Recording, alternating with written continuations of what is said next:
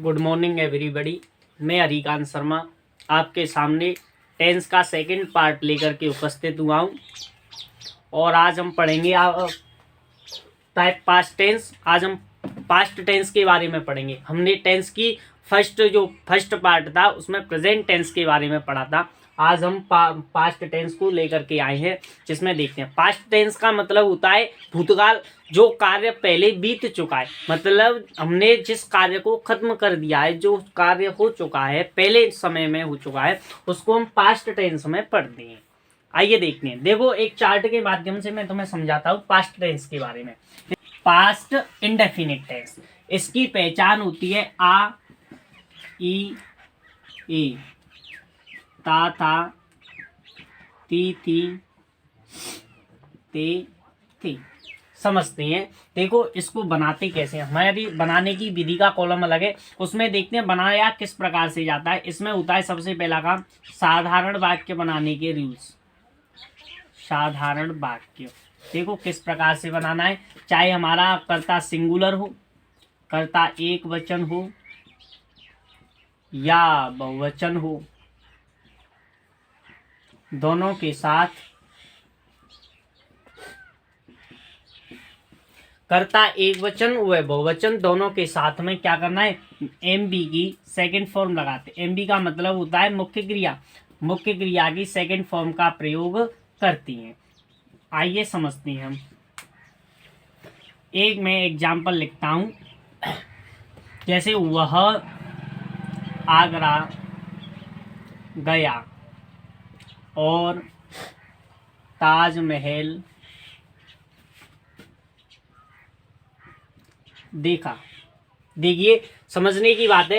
यहाँ पर कोई भी सब्जेक्ट दिया गया, वो है कोई भी व्यक्ति है, वह आगरा गया, मतलब आगरा गया पहले गया है और उसने ताजमहल भी देखा। ये दोनों काम उसने पहले किए। करना क्या है, इनको देखिए। उस व्यक्ति के द्वारा दो काम किए गए, एक तो आगरा गया और वहां उसने जाकर के ताजमहल देखा। दोनों वाक्यों को जोड़ने के लिए हमने यहाँ पर कंजक्शन और का प्रयोग किया है। समझते हैं। देखो किस प्रकार से। सबसे पहले सब्जेक्ट लगा दो, ही आ गया। चाहे सिंगुलर हो प्लूरल हो, कुछ भी हो, ही सिंगुलर है, कोई हमें फर्क नहीं पड़ता। यहाँ पर जाने की सेकंड फॉर्म लगा दो। गो की सेकंड फॉर्म हो जाएगी वेंट।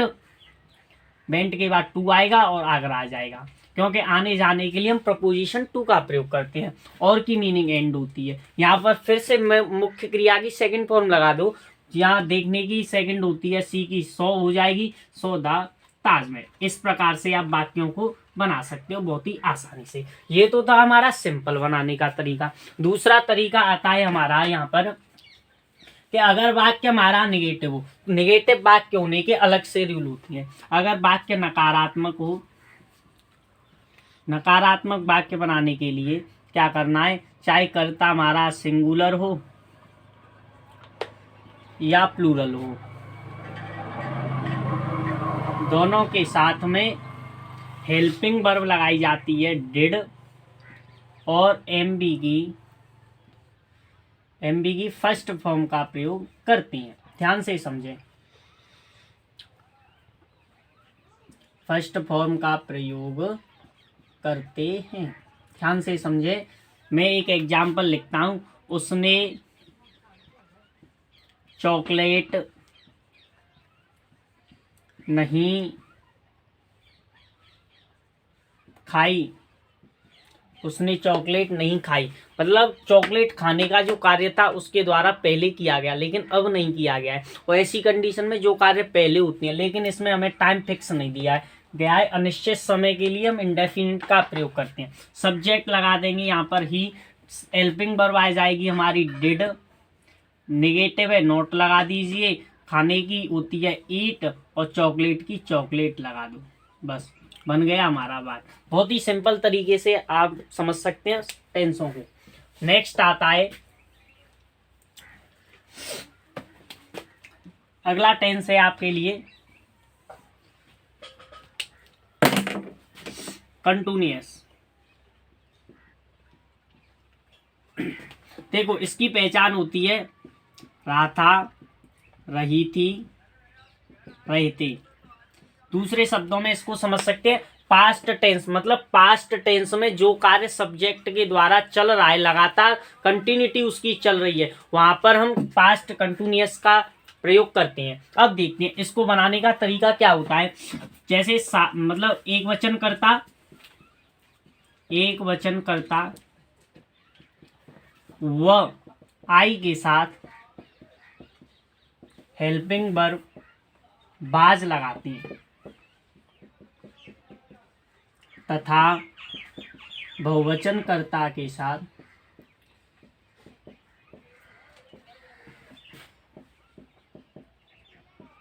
हेल्पिंग वर्ब बर लगाते हैं। एमबी की फर्स्ट फॉर्म प्लस आईएनजी का, ये ध्यान रखें, MB first form plus ING मतलब प्रेजेंट पार्टिसिपल का इसमें प्रयोग किया जाता है।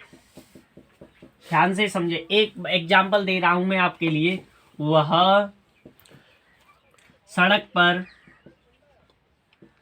दौड़ रहा था। समझे ध्यान से। वह सड़क पर दौड़ रहा था, इसमें सब्जेक्ट आएगा, वह ही आ जाएगा, वाज लगाएंगे सब्जेक्ट के साथ में, ही वाज। यहाँ पर आ जाएगा दौड़ने की, रनिंग हो जाएगी, पर ऑन आ जाएगा, सड़क की मीनिंग आ जाएगी रोड। इस तरीके से हम किसी भी वाक्य को बना सकते हैं। सिंगुलर सब्जेक्ट है, ही लगा दो। अगर सब्जेक्ट इस जगह पर प्लूरल होगा, हेल्पिंग वर्ब बर आएगी, एमबी की आईएनजी। हमेशा ध्यान रखना, जहां भी कंटिन्यूअस टेंस का प्रयोग किया जाता है वहां पर हम एमबी की फर्स्ट फॉर्म और उसमें आईएनजी का प्रयोग कर देते हैं। ये ध्यान रखें। नेक्स्ट पार्ट आता है अपना परफेक्ट। परफेक्ट में आता है आ था, ई थी, ए थे, चुका था, चुकी थी, चुके थे, चुकी थी, चुके थे। एक वचन करता प्लस बहुवचन करता, दोनों के साथ में हेल्पिंग वर्ब हेड लगाती है तथा एमबी की थर्ड फॉर्म का प्रयोग करती है। कहने का मतलब है, चाहे सिंगुलर सब्जेक्ट हो चाहे प्लूरल सब्जेक्ट हो, दोनों के साथ में हेड लगानी है और मेन वर्ब की थर्ड फॉर्म का प्रयोग कर देते हैं। इस प्रकार से हमारा पास्ट परफेक्ट टेंस बन जाता है। नेक्स्ट आते हैं एग्जाम्पल, में भी बाद में करा दूंगा, पहले देख लेते हैं। इसमें आता है perfect continuous tense. Perfect continuous tense इसमें होता है रहा था, रही थी, रहे थे, रहा था, रही थी, रहे थे तथा समय दिया जाता है। समय दिया जाता है। इसमें क्या करना होता है, एक वचन करता और बहुवचन करता, दोनों के साथ में हेल्पिंग वर्ब आती है हमारी हैड बीन। हैड बीन लगाते हैं तथा एमबी की फर्स्ट प्लस आईएनजी लगाते हैं। ये भी ध्यान रखना। इसमें एक कंडीशन और आती है समय का। जिस प्रकार से मैंने आपके लिए मतलब प्रपोजिशन में सिंस या फॉर का जो प्रयोग बताया था, सेम उसी प्रकार से इसमें भी प्रयोग होता है। निश्चित समय के लिए, मतलब निश्चित समय के लिए, निश्चित समय के लिए सिंस लगाते हैं, अनिश्चित समय के लिए, अनिश्चित समय के लिए फोर का प्रयोग किया जाता है। इस प्रकार से हमारा पास्ट टेंस का जो प्रोग्राम है वो यहीं तक समाप्त होता है। मैं एक दो आपके लिए एग्जांपल करा देता हूं, समझने की कोशिश करें बस।